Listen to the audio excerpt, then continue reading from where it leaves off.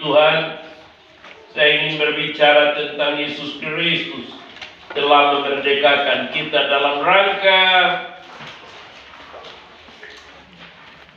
kita ada di nuansa kemerdekaan, hari ulang tahun Republik Indonesia yang ke-80 minggu depan. Saya ingin berbicara tentang Yesus Kristus memerdekakan kita. Dan pada pagi ini bersama-sama mari kita membuka Alkitab dalam kitab Galatia pasal yang kelima, ayat yang pertama sampai ayat yang ke-15. Galatia pasal yang kelima, ayat 1 sampai ayat yang ke-15, di bawah perikop kemerdekaan Kristen. Bagian bacaan ini saya rindu mengajak Bapak Ibu, Bapak Saudara, kita membaca bersama-sama secara bergantian, supaya jangan ada yang mengantuk. Saya membaca ayat 1 dan kepada Bapak Mama, Bapak Saudara, membaca bagian yang berikutnya, ayat 2 dan seterusnya. Pada ayat yang ke-15 kita akan membaca bersama-sama. Kitab Galatia pasal 5 ayat 1 sampai 15. Di bawah perikop kemerdekaan Kristen. Ayat pertama demikian. Supaya kita sungguh-sungguh merdeka. Kristus telah memerdekakan kita. Karena itu berdirilah teguh dan jangan mau lagi dikenakan kuk perhambaan. Sesungguhnya aku Paulus berkata kepadamu, jikalau kamu menyunatkan dirimu, Kristus sama sekali tidak akan berguna bagimu. Sekali lagi aku katakan kepada setiap orang yang telah menyunatkan diri, bahwa ia wajib melakukan seluruh hukum Taurat.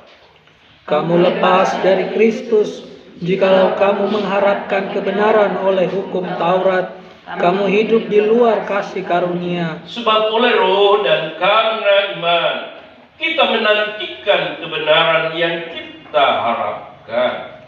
Sebab bagi orang-orang yang ada di dalam Kristus Yesus, hal bersunat atau tidak bersunat tidak mempunyai suatu arti, hanya iman yang bekerja oleh kasih. Dahulu kamu berlomba dengan baik. Siapakah yang menghalang-halangi kamu sehingga kamu tidak menuruti kebenaran lagi? Ajakan untuk tidak menurutinya lagi bukan datang dari Dia yang memanggil kamu. Sedikit lagi sudah menghimarikan seluruh adonan. Dalam Tuhan aku yakin tentang kamu, bahwa kamu tidak mempunyai pendirian lain daripada pendirian ini. Tetapi barang siapa yang mengacaukan kamu, ia akan menanggung hukumannya, siapapun juga dia. Dan aku ini, saudara-saudara, jikalau aku masih akan sunat, mengapakah aku masih dianiaya juga? Sebab kalau demikian, salib bukan batu sandungan. Baiklah, mereka yang menghasut kamu itu mengebirikan saja dirinya. Saudara-saudaraku, saudara-saudara, memang kamu telah dipanggil untuk merdeka. Tetapi janganlah kamu mempergunakan kemerdekaan itu sebagai kesempatan untuk kehidupan dalam dosa. Melainkan layanilah seorang akan yang lain oleh kasih. Sebab seluruh hukum Taurat tercakup dalam satu firman ini, yaitu kasihilah sesamamu manusia seperti dirimu sendiri. Tetapi jikalau kamu saling menggigit dan saling menelan, awaslah supaya jangan kamu saling membinasakan. Demikian jauh pembacaan Alkitab bagi kita pada pagi ini. Berbahagia kita semua yang sudah membacakan firman-Nya dan yang mau merenungkan dan melakukannya dalam hidupnya hari lepas hari. Haleluya. Bapak, Ibu, dan saudara-saudaraku sekalian yang diberkati Tuhan, Tema kita pagi ini adalah Yesus Kristus telah memerdekakan kita. Saya memilih perikop ini dan bacaan ini di bawah perikop atau tema ini. Tujuannya untuk mengingatkan buat kita bahwa minggu depan tanggal 17 kita akan merayakan hari ulang tahun Negara Republik Indonesia yang ke-80. Semarak 17 Agustus sudah dimulai. Gaung-gaung lagu-lagu kemerdekaan, nuansa ornamen tentang kemerdekaan itu juga sudah digaungkan di mana-mana. Tapi pada waktu yang bersamaan, protes-protes masyarakat di media-media sosial tentang apa yang terjadi di negeri dan bangsa kita juga semakin menjadi jarang. One Piece salah satu yang menjadi protes masyarakat terkini. Di media-media sosial kita menyaksikan bahwa orang tidak lagi semangatnya adalah kemerdekaan, mengibarkan bendera merah putih saja, tapi orang menggandengkan dengan bendera yang disebut One Piece. Mengapa demikian? Karena kalau kita memperhatikan ada rasa kekecewaan yang tumbuh di tengah masyarakat tentang situasi negara dan bangsa. Saya tidak sedang berbicara tentang negara dan bangsa karena itu kepentingannya bukan ada di gereja. Tapi paling tidak semua kita ada di media sosial dan mengikuti tren yang sedang terjadi. Karena itu Rasul Paulus dalam bacaan kita pagi ini, jika kita memperhatikan dengan saksama, Paulus ingin mengingatkan warga gereja, orang-orang Kristen, orang-orang percaya, bahwa benar kita telah dimerdekakan. Konteksnya dimerdekakan bukan karena penjajah, tapi kita dimerdekakan karena Kristus yang memerdekakan kita. Dan kemerdekaan yang diberikan karena Kristus jauh lebih di atas segala kepentingan kemerdekaan negara. Itu yang kemudian disampaikan oleh Paulus, ingin mengcounter pengajaran-pengajaran atau upaya-upaya yang dilakukan oleh orang-orang pada zaman itu. Ingin mengalihkan pikiran orang-orang Kristen yang ada di kota Galahati tentang makna dari kemerdekaan Kristen itu sendiri. Kalau kita membaca mulai dari ayat yang kedua sampai ayat yang ke-11, ayat yang ke-11, di sana kita temukan Rasul Paulus mencoba untuk mengclear, memberitahukan kepada masyarakat, pada orang-orang Kristen yang ada di Galatia. Dan penekanannya ialah soal sesuatu hal yang bersifat lahiriah, yang bersifat tradisi, yang bersifat hal-hal yang diakui oleh masyarakat atau hukum Taurat. Salah satu yang ditekankan oleh Rasul Paulus dalam bacaan kita pada pagi ini adalah tentang sunat dan tentang aturan-aturan yang diberlakukan bagi masyarakat yang dipercaya bahwa aturan-aturan manusia menjadi hal yang harus dipercaya. Ini kalau Bapak Mama perhatikan, sekarang ini terjadi.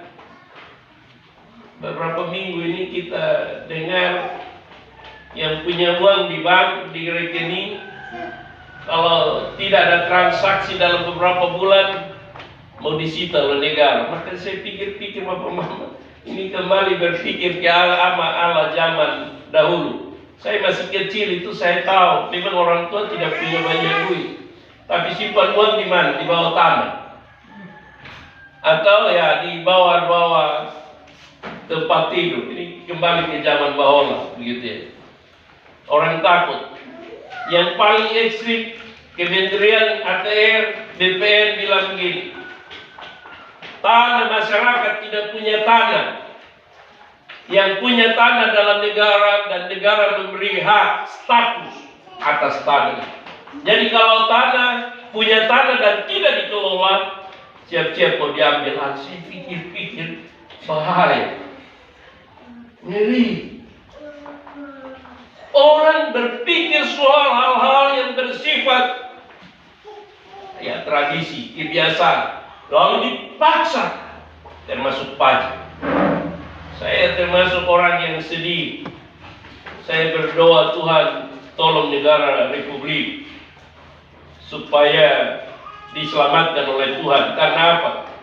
Ketika rakyat Indonesia, ketika orang di kota Kupang sedang susah untuk mendapatkan makan dan minum, memperoleh beras, Indonesia sedang berupaya untuk mengirim 10.000 ton ke Palestina. Kita jadi bingung.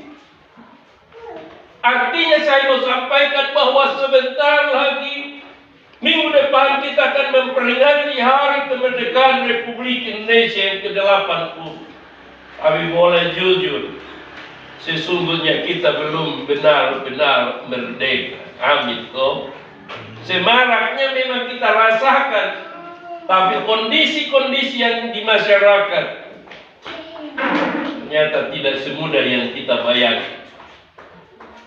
Hal yang sama oleh Rasul Paulus sebagai hamba Kristus ingin mengingatkan jemaat-jemaat Tuhan yang ada di Galatia dan kita pada pagi ini, bahwa kemerdekaan yang sejati sesungguhnya hanya ada di dalam Yesus Kristus Tuhan kita.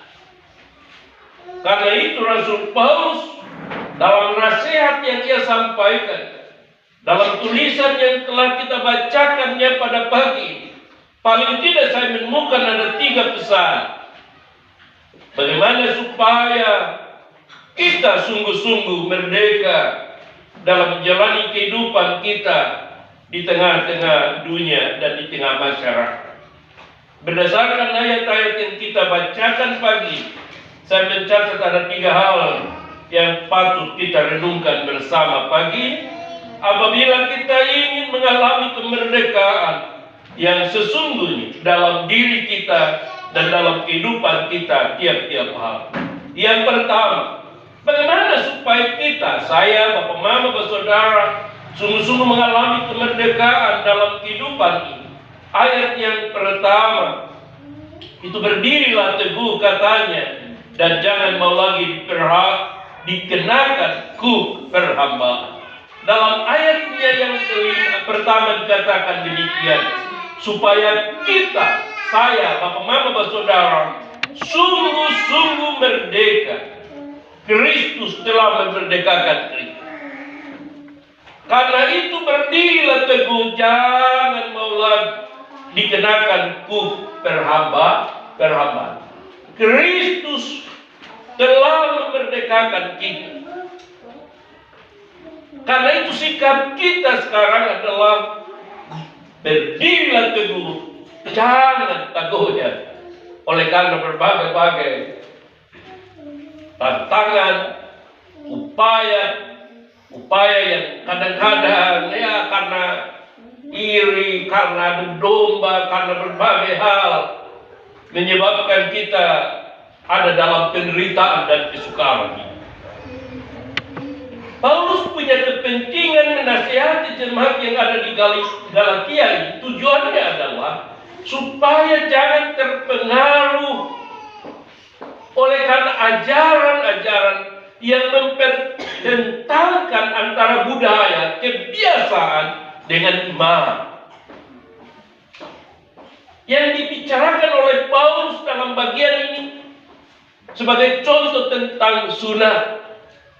Rupa-rupanya ada ajaran yang timbul pada masa itu yang menekankan tentang kalau mau jadi orang Kristen yang baik itu harus disunat. Paulus mengatakan menjadi orang Kristen disunat atau tidak bersunat pun tidak punya arti apa-apa. Tidak ada punya pengaruhnya seluruhnya. Jadi mau sunat silakan, pun tidak apa-apa. Karena yang terpenting adalah iman yang bekerja oleh kasih. Iman kepada Yesus.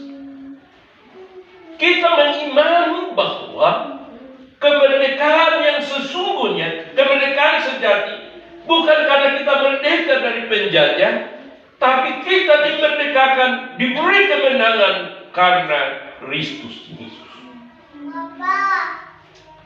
Kita memang benar merdeka di 80 tahun nanti atau sekarang. 80 tahun. 80 tahun. Tapi persoalannya hari ini, apakah kita benar-benar merdeka sesungguhnya? Merdeka dari penderitaan, merdeka dari kesukaran, merdeka dari banyak hal. Faktanya tidak demikian. Kita punya sekolah di Atambua, perguruan tinggi lah. Mungkin sekolah yang menghasilkan SPD yang berbiaya paling murah sekarang 1 juta berapa pas ke satu semester? 1,750 per semester, itu 6 bulan. Banyak orang mau bayar 1 semester 6 bulan 1 juta setengah mati. Kita bilang kalau gitu berubah strategi, bayar per tahap, beberapa tahap pun susah. Jadi akhirnya saya mau tunjukkan begini, sekalipun kita merdeka 80 tahun, untuk orang-orang yang ada di kota besar seperti saya dan Bapak Mama mungkin tidak terlampau terasa. Tapi kalau kita geser ke pinggiran seperti yang saya bilang, di perbatasan seperti Belu, Malaka, ternyata susah. Saya punya pengalaman, pernah orang tua mau bayar regis, bawa sapi, bawa babi. Zaman sekarang, saya berpikir, aduh Tuhan, agak mengerikan. Banyak orang untuk mencari makan hari ini pun susah. Artinya apa? Sekalipun negara kita merdeka, tapi masyarakat belum sepenuhnya mengalami kemerdekaan. Amin kok. Coba lihat. Saya sering ke arah Amnatul Utara maupun Selatan, turun ke arah Malaka, turun ke arah Bukit. Mau lewat mana saya sudah pernah lewat. Saya baru dengar bahwa ada beberapa bagian yang sudah diperbaiki, tapi sebagian itu batu kali lepas. Terkini jangan jauh-jauh ke arah Baun yang dekat dari sini. Jalan bawa batu luar biasa. Artinya membuktikan buat kita bahwa kita tidak bisa berharap banyak pada negara. Berharapnya kita untuk mengalami kemerdekaan sesungguhnya bukan kepada negara, bukan kepada presiden, tapi berharap pada Kristus Yesus. Amin.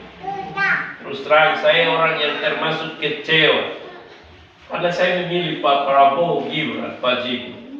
Saya memilih hari ini ketika dia bebaskan orang-orang yang korupsi, yang membuat kejahatan, saya bilang aduh, stop. Kedua, saya termasuk kecewa yang tadi saya bilang. Sudah kirim beras ke Palestina, mau kirim lagi 10.000 ton. Saya dalam hati coba bagi buat Pak Julius Baik di Opoto. Tidak ada bantuan, tapi bagi kepada masyarakat yang tidak ada urusan dengan negara kita. Saya tanya, ada berapa banyak orang yang ada di Fatukoa yang sedang membutuhkan beras seperti orang Palestina? Kita semua butuh, amin. Kita butuh itu. Kita butuh. Faktanya, Pak Presiden kita memilih untuk kirim ke Palestina. Saya kira aduh, berat. Lalu yang paling gila ini nanti orang-orang yang sakit di Gaza, di Palestina akan dikirim di satu pulau dari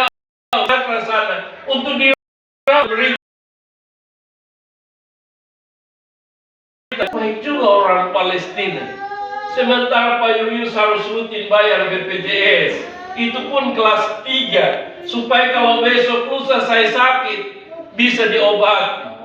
Syukur-syukur kalau bisa lebih langsung diterima. Karena fakta membuktikan di rumah sakit Republik ini, kalau kita punya BPJS yang kelasnya 3, semua ruangan pasti penuh. Dan tunggu kenapa satu-satu berdang tolong. Betul. Kita ada setengah mati dalam kesulitan kita berjuang untuk bayar BPJS. Karena apa? Bapak Mama saya beritahu. Bapak Mama saya berharap punya BPJS kesehatan. Amin kok. Kalau belum kasih tahu ke potong urus Bapak.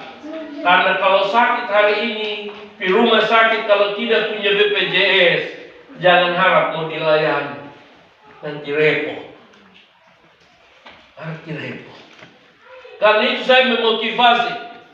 Sekalipun itu situasi negeri kita, hari-hari ini kalau kita lihat di media sosial, kemarin sore saya lihat ada satu akun dia bilang, kalau seandainya kamu disuruh untuk pindah negara, kamu mau pindah ke negara mana? Ada yang mulai di media sosial. Saya pikir-pikir saya mau pindah ke mana? Kita tidak mungkin pindah, bukan? Mau pindah kemana juga. Dan kalau mau pindah nanti pergi mau buat apa? Lebih baik saya bertahan di Haukoto Fatu Kuasu. Mau hidup mati dia sudah. Iya toh? Tidak ada pilihan. Artinya saya ingin bercerita buat kita pagi ini, bahwa kita tidak bisa dan tidak banyak berharap pada pemerintah. Sekalipun negara kita akan merayakan yang ke-80 tahun kemerdekaan. Tapi fakta membuktikan bahwa masyarakat Republik ini untuk beberapa pihak, untuk beberapa bagian masyarakat, kita tengah ada dalam penderitaan dan kesukaran karena kita belum 100% merdeka. Karena itu nasihat Rasul Paulus pagi ini untuk kita warga gereja dan anak-anak Tuhan yang berkumpul pagi ini, sesungguhnya kita merdeka bukan karena dijajah, karena penjajah, tapi karena Yesus Kristus yang memerdekakan kita, yang telah memberi kemenangan bagi hidup kita sebagai warga gereja. Ia telah relakan dirinya untuk mati demi keselamatan hidup kita.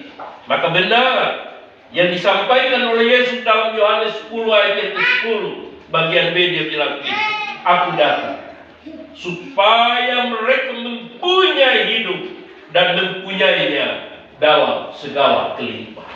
Apa yang mau ditekankan oleh Yesus dalam pernyataan Yohanes 10 ayat 10 bagian B, Yesus ingin memberikan jaminan kepada kita sekalian sebagai warga gereja dan sebagai orang beriman, bahwa karena Yesus kepada kita ada jaminan kehidupan yang kekal, kehidupan yang pasti dalam Kristus.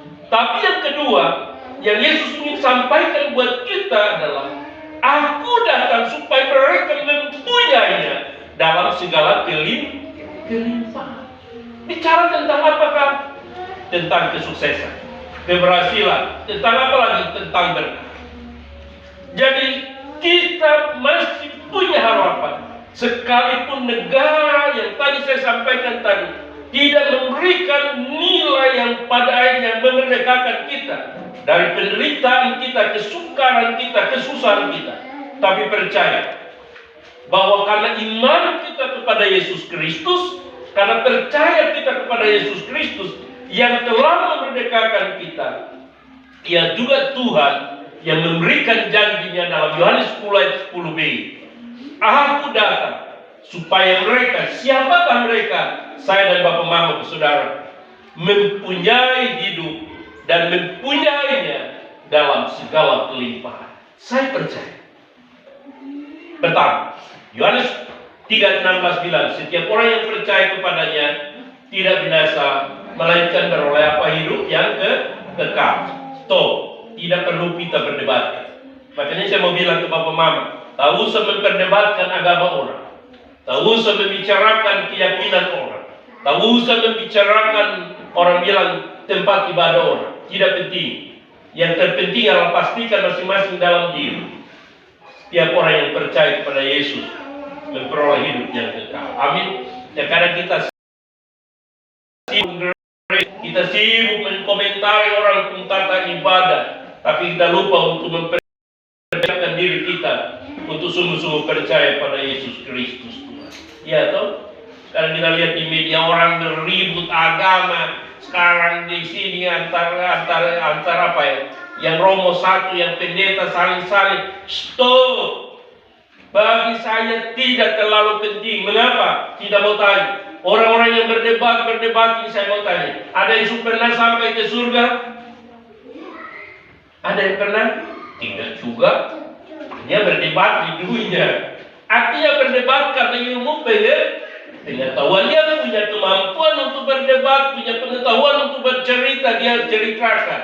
Lalu menyerang itu seolah-olah itu yang salah, ini salah, yang benar di sini. Padahal dia juga masih berproses.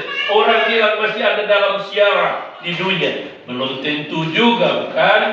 Keputusan adalah kedaulatan Allah. Yang coba kita ingat sebagai warga gereja, saya ingat apa yang terjadi ketika Yesus ada di kayu salib, tangan kanan dan tangan kiri. Di detik-detik terakhir apa yang disampaikan oleh Yesus kepada orang penjahat yang di sebelah kanan? Apa yang disampaikan oleh Yesus? Ada yang ingat? Hari ini